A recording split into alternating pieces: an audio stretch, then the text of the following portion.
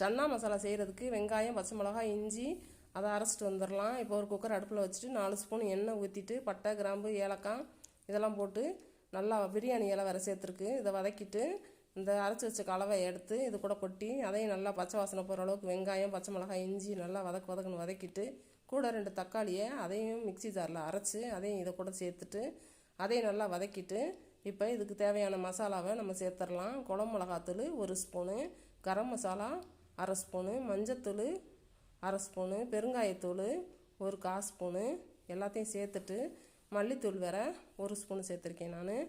இது சூப்பராக இருக்கும் இந்த மல்லித்தூள் சேர்க்குறது. கரம் மசாலா, மல்லித்தூள், குழம்பு மிளகாத்தூள், மஞ்சத்தூள் எல்லாத்தையும் சேர்த்துட்டு நல்லா கிண்டிட்டு இப்போ ஊற வச்சுருக்க சுண்டல் எடுத்து இது கூட சேர்த்துக்கலாம். தேவையான அளவு உப்பு நம்ம இது கூட 1 ஸ்பூன் உப்பு போட்டிருக்கேன்.